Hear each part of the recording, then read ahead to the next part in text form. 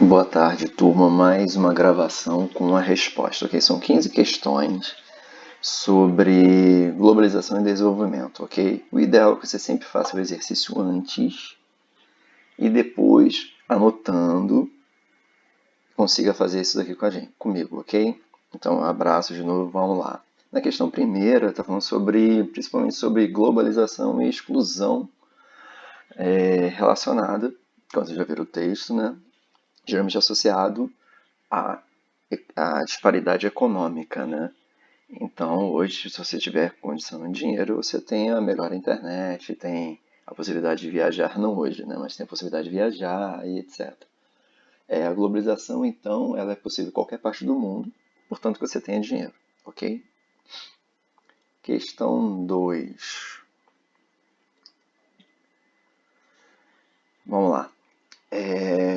Grupos transnacionais com forte deslocamento do processo produtivo, principalmente para o leste asiático.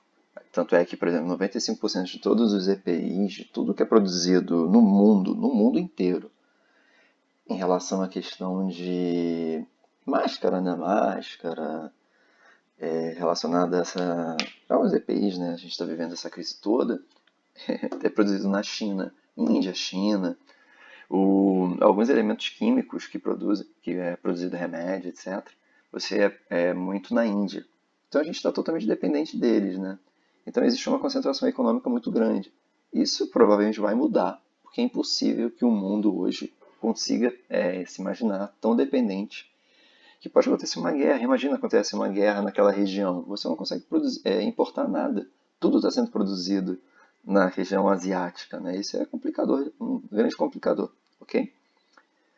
Questão 3. Lendo o texto, a ideia de fronteira, principalmente a resposta correta em relação do texto, em relação à interpretação do texto, é seletividade e mecanismos segregadores.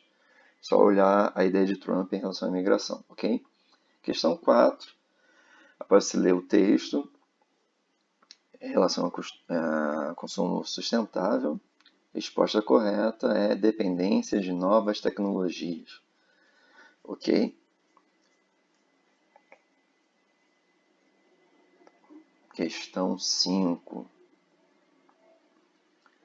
Vamos lá.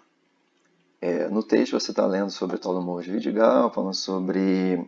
Geralmente quando você tem uma região mais pobre, melhorou o asfalto, melhorou o acesso, agora passa mais ônibus, ou tem, igual o BRT no Rio, significa o quê? Que o aluguel aumenta, que tudo do entorno dela, o mercadinho aumenta. Tanto é que, por exemplo, o mercado na Ilha da Conceição, como exemplo, ou o mercado aqui no Fonseca, é mais barato que o mercado em Caraí.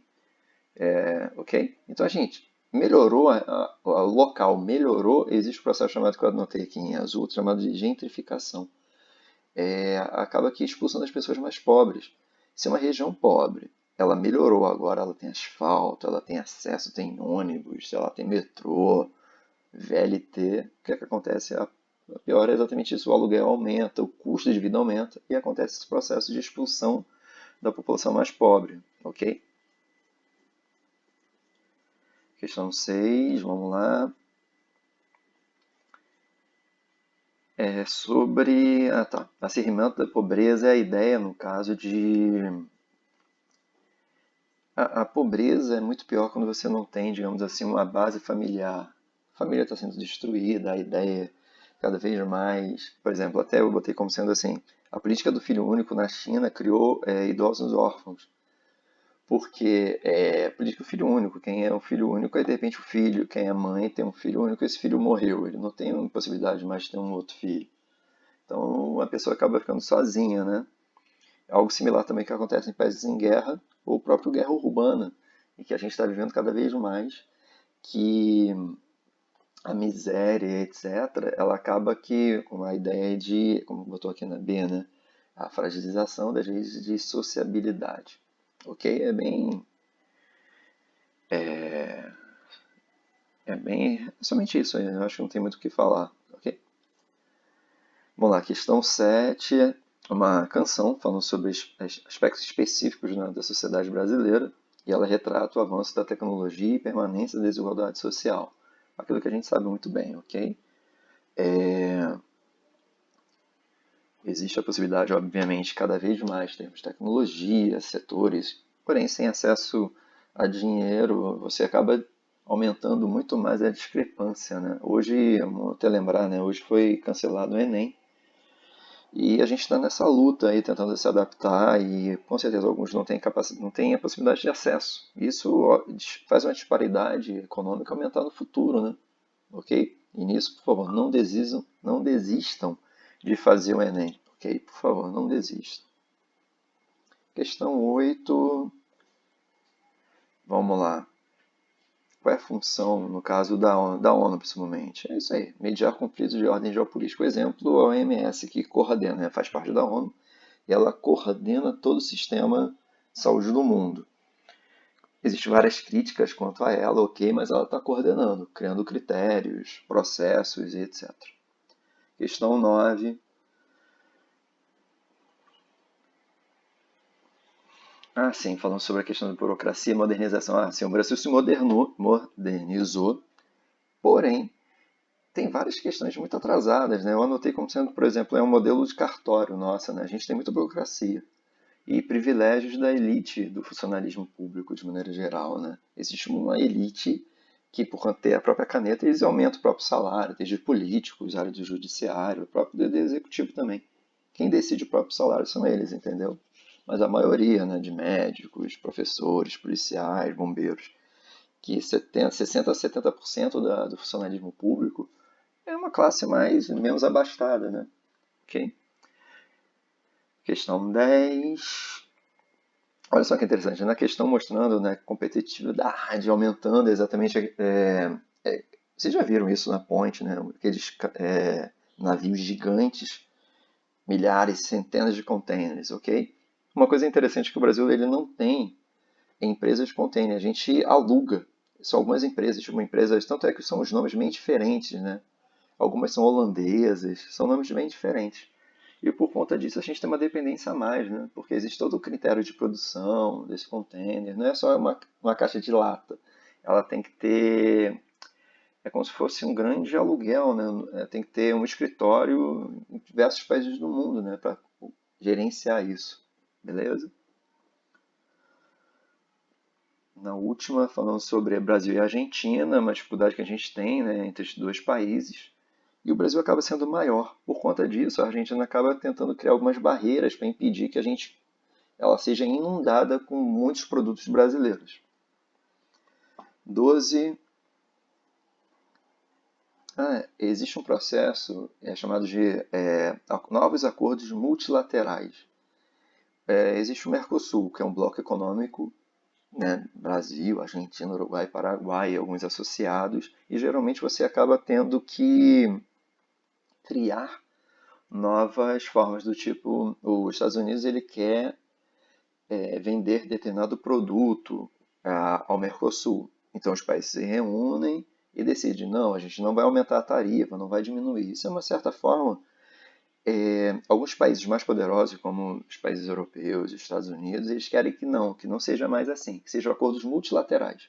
Tipo, o Brasil diretamente, perdão, Estados Unidos diretamente com a Argentina, Estados Unidos diretamente com o Brasil, ou seja, você divide. Enquanto que entre o bloco econômico existe uma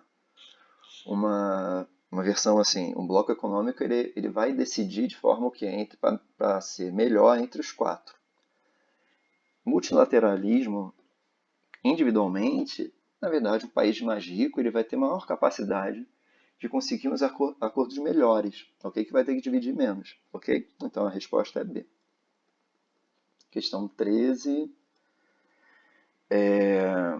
Vamos lá, sobre a questão.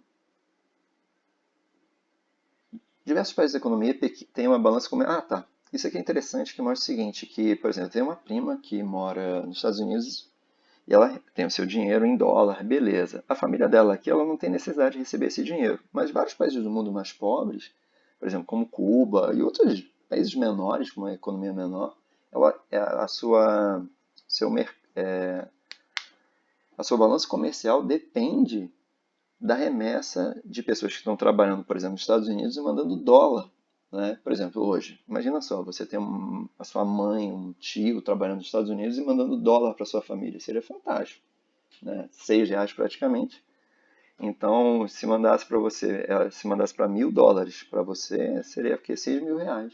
Então, isso é uma diferença muito grande, ok? Então, tem países que hoje vivem que a balança comercial não é deficitária por conta disso. Praticamente a penúltima, ok? Olha só que interessante, a China dispõe de um potencial equivalente a 82% de capacidade de produção de conhecimento americana e 79% da europeia. Existe um crescimento econômico da China é muito grande, produção de conhecimento, produção de novas tecnologias, tanto é que você consegue ver novos celulares, novas marcas, ok? Mas a China hoje, principalmente, é mais conhecida por quê? Ela é muito mais conhecida como Made in China. Porém, ela quer ser o quê? Pensada como design em China. Porque atualmente a China produz muito produtos o quê? Exemplo, Nike,